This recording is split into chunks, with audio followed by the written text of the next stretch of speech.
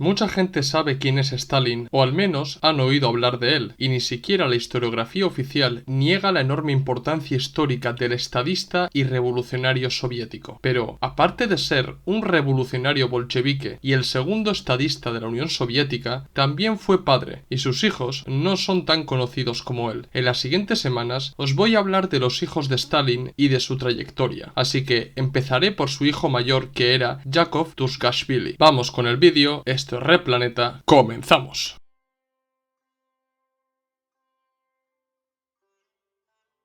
Yakov Yosifovich Tushkashvili nació el 18 de marzo de 1907 en Baji, un pequeño pueblo georgiano cerca de Kutaisi. Nada más empezar con su biografía, me he dado cuenta que la información sobre el primer hijo de Stalin está muy viciada y alterada, y que es difícil separar el grano de la paja debido a la información que recabaron los nazis sobre él, y que posteriormente algunos historiadores usaron la misma información, y esto se ve cuando en algunas fuentes afirman que Yakov nació en 1908, pero en realidad nació en 1907, y esto fue confirmado por la hija de su tía, esto es, por su prima, que explicó que esa confusión se debe a que Yakov fue bautizado en 1908, de modo que si alguno quiere leer sobre la biografía de Yakov, le recomiendo que acuda a las fuentes soviéticas, rusas o georgianas para conocer la verdad. Yakov era hijo de Stalin y de Ekaterina o Kato Svaniche, que fue la primera esposa de Stalin.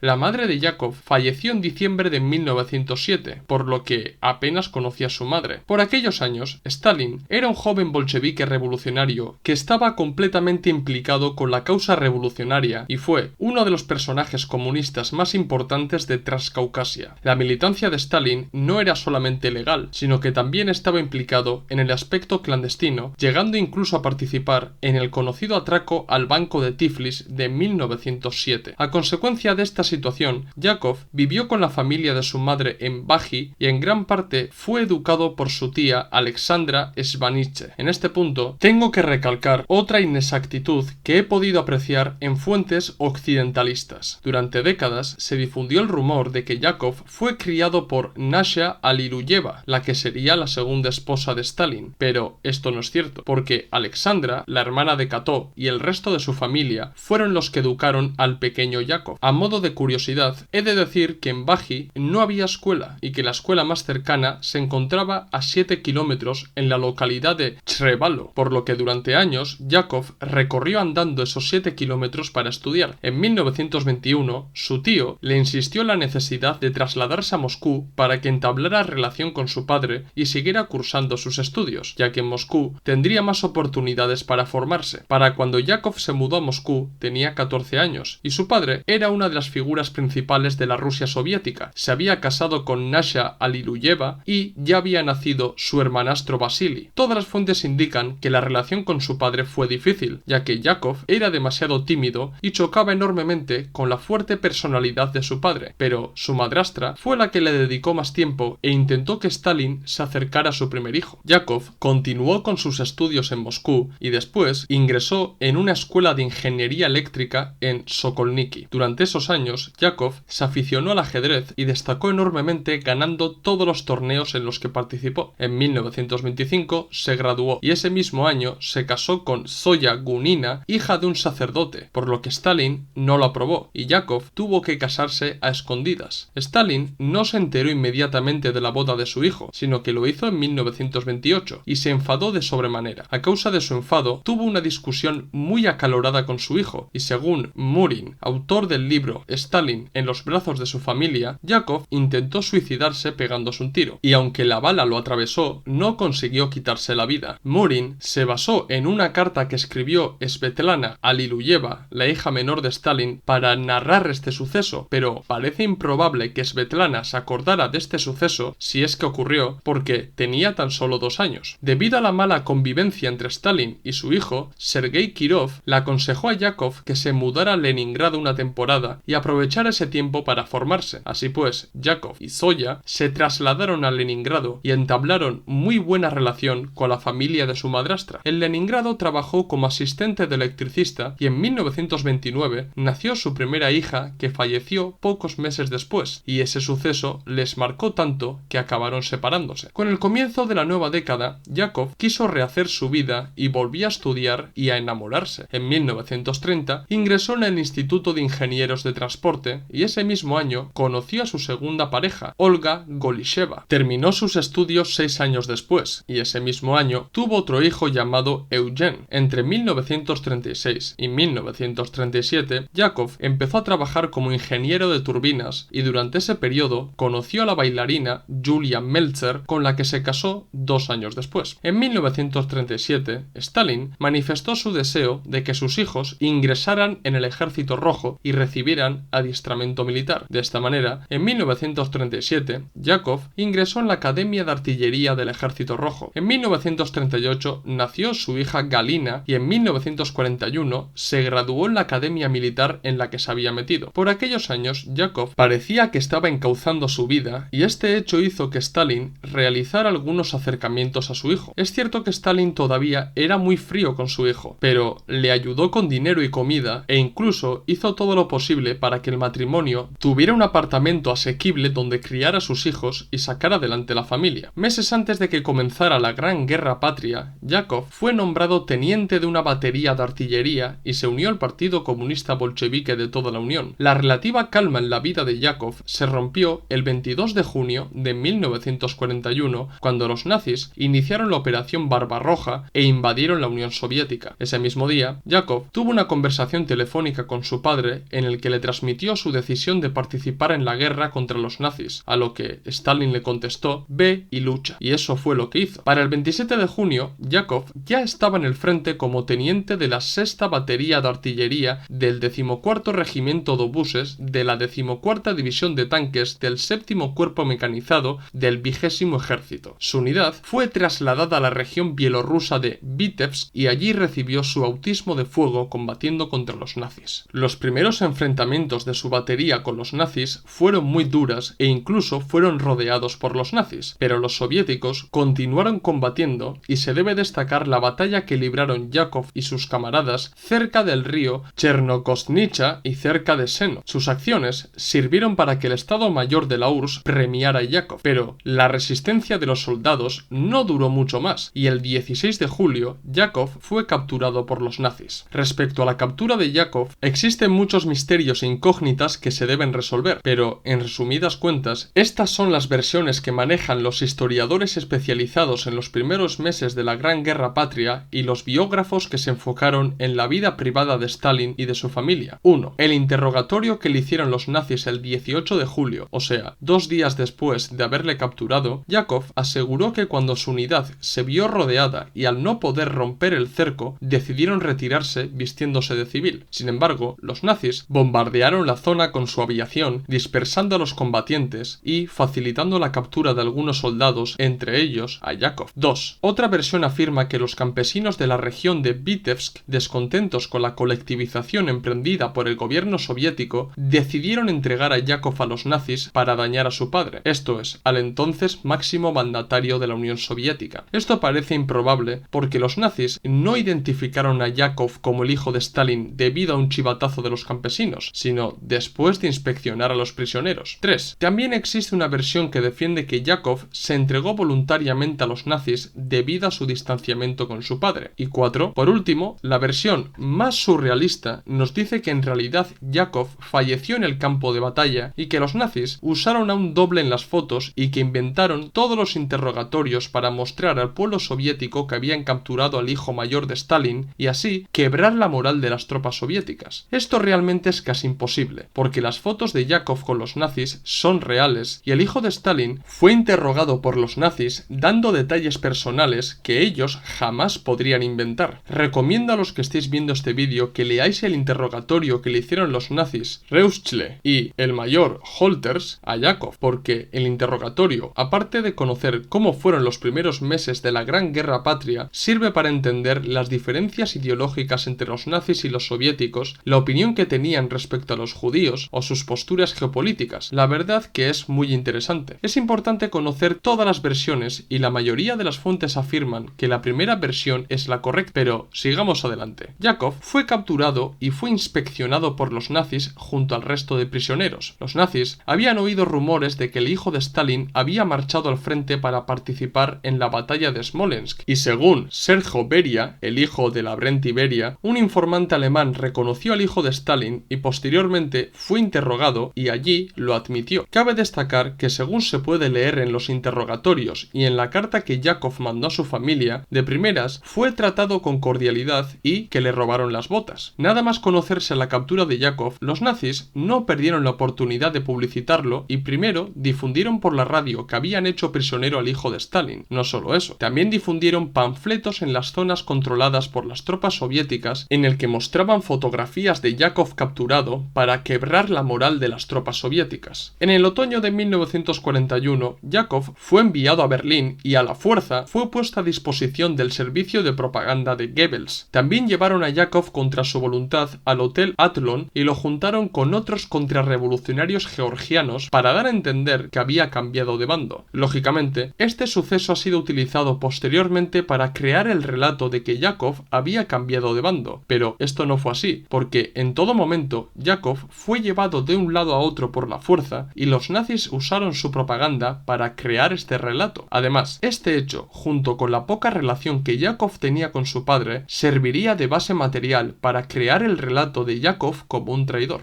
A partir de ahí, fue internado en distintos campos de concentración nazis. Primero pasó por el campo de Hammelburg, después lo mandaron al campo de oficiales de Lübeck y allí fue vecino del capital francés René Blum, hijo del expresidente del Consejo de Ministros de Francia, Léon Blum, pero finalmente en octubre de 1942 fue trasladado al campo de concentración de Sachsenhausen. Allí, los intentos de los nazis de persuadirle de que cambiara de bando dejaron de ser amables y pasaron a ser violentas. Yakov fue golpeado, privado de alimentos y aislado, pero no quiso traicionar ni a su padre ni a su patria, por lo que los nazis cejaron en su intento de convencer a Yakov y empezaron a tratarlo como un preso más del campo, con todo lo que eso implicaba. Después de la victoria soviética en Stalingrado, los nazis ofrecieron a Stalin intercambiar a su hijo por el mariscal de campo Friedrich Paulus, que fue hecho prisionero tras la batalla de Stalingrado. Es muy famosa la respuesta que dio Stalin a la petición de los nazis y fue la siguiente: no voy a cambiar a un soldado por un mariscal, cerrando la puerta a cualquier oportunidad de intercambio. Sin embargo, esta frase ha sido difundida durante décadas, pero aún no se sabe a ciencia cierta si realmente Stalin contestó de esa manera a la propuesta nazi de intercambiar a su hijo por el mariscal. Tanto Molotov como su hija Svetlana se ponen de acuerdo al asegurar que Stalin respondió diciendo: todos mis hijos están allí, dejando entrever que Stalin no quería hacer ninguna diferencia entre su hijo y los soldados soviéticos que habían sido internados en distintos campos de concentración. Por su parte, Masidin asegura en su documento: hubo un intento de liberar al hijo de Stalin del cautiverio, que los soviéticos trataron de liberar a Yakov en más de una ocasión, pero que los distintos saboteadores antinazis que intentaron llevar a cabo esa operación fueron asesinados por los nazis. Finalmente, Yakov murió el 14 de abril de 1943 en el campo de concentración nazi de Sachsenhausen, pero también existe un amplio debate acerca de su fallecimiento. En general, existen 4 versiones sobre la muerte del hijo de Stalin. 1. Yakov intentó escapar del campo de concentración y se lanzó contra las alambradas electrificadas que rodeaban el campo y fue disparado por un guardia. 2. Yakov, harto de estar encerrado en el campo de concentración y asqueado porque su padre no lo intercambiara por otros prisioneros de guerra nazis, decidió quitarse la vida. 3. La comisión Himmler difundió el relato de que el hijo de Stalin entró en una pelea con otros prisioneros británicos y falleció a causa de la golpiza que recibió. 4. La última versión asegura que los nazis decidieron ejecutarlo. La primera y la última versión fueron difundidas por la Unión Soviética para desmontar el relato de que Yakov se había cambiado de bando y para demostrar la crueldad de los nazis. La segunda versión ha sido difundida por los academicistas e historiadores anticomunistas y sobre todo antisoviéticos para enemistar a Yakov con su padre. Y, como os he dicho, la tercera versión fue difundida por un un breve periodo de tiempo por Himmler y los nazis. Se han tenido en cuenta todos estos relatos y, hasta décadas después, no se ha podido demostrar cuál de todas estas versiones era la verdadera, pero hoy tenemos más información y documentos oficiales que nos ayudan a descubrir realmente lo que le pasó al hijo de Stalin. En el verano de 1945, los estadounidenses encontraron en varios escondites de las SS ciertos documentos nazis que hablaban sobre el fallecimiento del hijo de Stalin. Pese a tener estos documentos bajo su poder, no los publicaron hasta 1968. Dichos documentos reflejan que tras la muerte de Yakov, los nazis mandaron una comisión especial a Sachsenhausen para estudiar y determinar la causa del destino final del tan importante prisionero soviético. La comisión interrogó al Rotenführer Konrad Kafrich y éste aseguró que Yakov había mantenido un comportamiento ejemplar como prisionero, pero que algo cambió en él en la tarde del 14 de abril de 1943. Ese día no cumplió con la orden de ingresar al cuartel y exigió una reunión con el comandante del campo, pero los nazis no pudieron satisfacerle porque el comandante no se encontraba en el campo. El guardia del campo, Jügling, fue a comunicar a sus superiores la petición de Yakov y éste aprovechó la ocasión para correr hacia la alambrada. El Rotenführer ordenó a los guardias que dispararan a Yakov, pero este comenzó a escalar por la alambrada electrificada. Una vez que se encontraba escalando, lo interceptaron y el propio Kafrich le disparó en la cabeza y su cuerpo se quedó colgando en la alambrada durante un día entero. El testimonio de Kafrich a la comisión nazi coincidía plenamente con lo que dijo el comandante de las SS, Gustav Wegner. Los nazis quemaron su cuerpo en el crematorio del campo y sus cenizas fueron llevadas a la oficina central de seguridad del Reich, donde desaparecieron misteriosamente. Para terminar, sí os quiero hablar sobre la reacción que tuvo Stalin cuando se enteró del fallecimiento de su hijo. La reacción de Stalin fue recogida en las memorias de Kalinin. Stalin estaba reunido junto a otros altos mandos del Estado y del partido, y el mariscal Zhukov irrumpió en el salón para notificar a Stalin que su hijo había fallecido en el campo de concentración de Sachsenhausen. Según Kalinin, Stalin se tambaleó y Molotov se levantó rápidamente para ayudarle a sentarse. Kalinin y Molotov pidieron al resto que abandonaran la sala y allí se quedaron Kalinin, Molotov, el informante Zhukov y el propio Stalin. Una vez que Stalin se recompuso, le pidió a Zhukov que continuara con la información de la muerte de su hijo y el mariscal le transmitió toda la información que tenía el Estado soviético. Kalinin aseguró que Stalin se entristeció y que soltó alguna que otra lágrima. En ese momento, Molotov y Stalin protagonizaron la siguiente discusión. Molotov: te presenté una forma de salvar a tu hijo. Stalin: ¿y qué querías que hiciera? Molotov: era tu hijo. Stalin: en el frente todos son mis hijos. ¿Acaso es justo que yo sea el único padre que pueda volver a tener hijo, mientras que las demás familias probablemente jamás los volverían a ver? ¿Qué les diría a los padres y a las madres de otros soldados si hiciera por mi hijo lo que no he hecho por los suyos? Con esta contundente respuesta, Stalin demostró a los presentes sus argumentos a la vez que se entristecía por el fallecimiento de su hijo mayor. Para acabar, he de decir que Yakov recibió dos condecoraciones, uno cuando estaba vivo y el otro póstumamente. El Orden de la Bandera Roja la recibió en 1941 por los primeros combates que libró en contra de los nazis en la batalla de Smolensk, y el Orden de la Guerra Patriótica de primera clase la recibió por parte del gobierno de Brezhnev en 1977. En verdad, Yakov